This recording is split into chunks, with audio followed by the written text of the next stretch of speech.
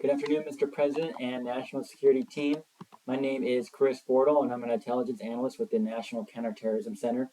And over the next several minutes, we will be discussing the latest threat assessment on the next terrorism attack in the United States as it pertains to cyberterrorism.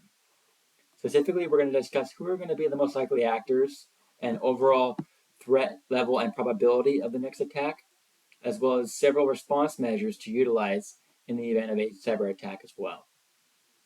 So with regards to the actors, there is a threat disparity among non-state versus state actors.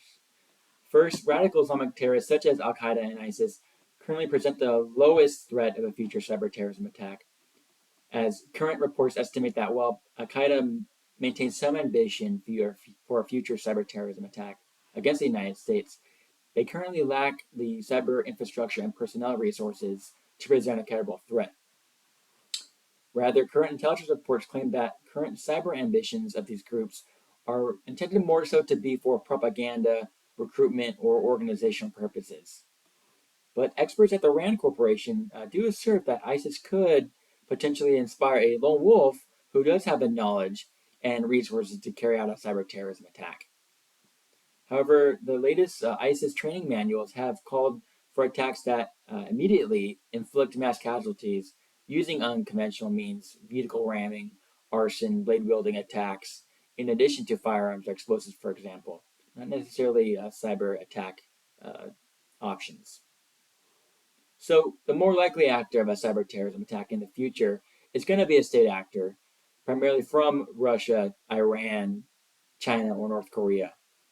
With regards to China, they maintain a pretty robust cyber terrorism attack capability, and the 2023 ODNI report assessed that China could almost certainly be capable of launching a cyber attack in the United States that can disrupt our critical infrastructure systems as it pertains to our oil and gas pipelines, for example, or our mass transit and rail systems.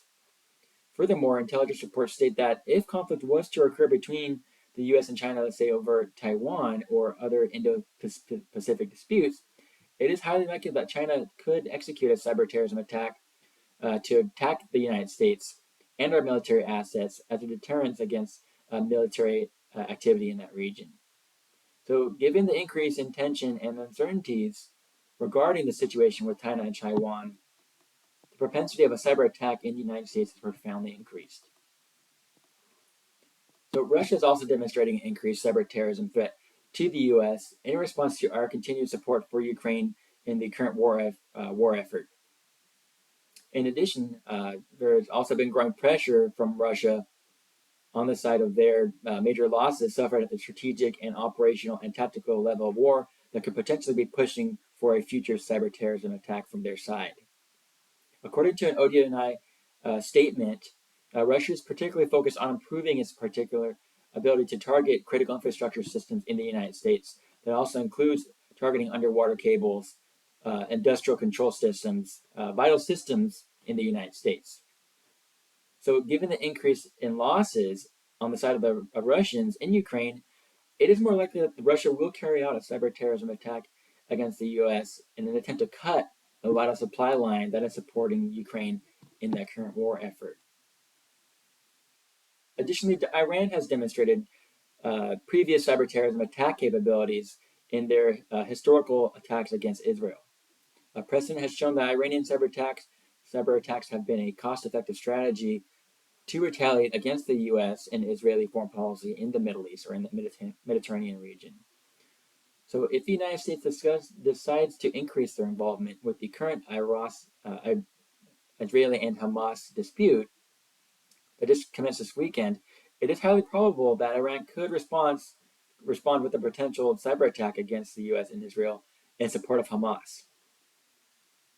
So lastly, intelligence reports also indicate that North Korea currently possesses a capable cyber attack infrastructure and resources. However, the ODNI report also assessed that their capabilities will have more of a limited or temporary disruption to our critical infrastructure systems in the United States. So overall, this is an important threat, but consequently, there are equally just as important threats from their WMD ballistic missile program or their cyber espionage program that's coming out of Pyongyang. So overall, we assess the cyber terrorism threat to be posed by state actors to be high. Particularly with high confidence, we assess that the next attack will either come from Iran or Russia, given the higher volatility and uncertainty surrounding the Ukraine war or the current conflict between Israel and Hamas. So, as a response to a cyber terrorism attack from a state actor, overall the response should be multifaceted. At the global sphere, the United States must build a coalition of nations under the United Nations to sanction that state actor.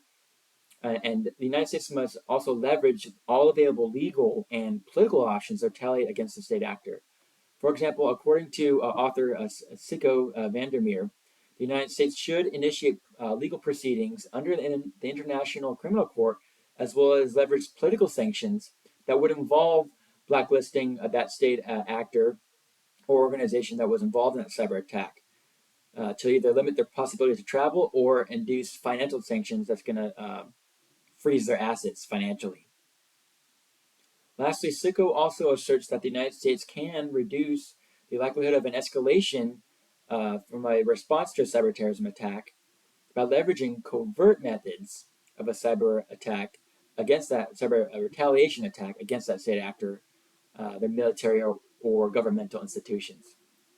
But overall, the response against Iran, Russia, China, or North Korea, it must be comprehensive, but it must avoid exacerbating the issue to a military armed conflict. So, given the high likelihood of a future cyber attack, terrorism attack in the future, these policy choices and dilemmas must be deliberated by our policymakers before an attack occurs. Thank you for your time.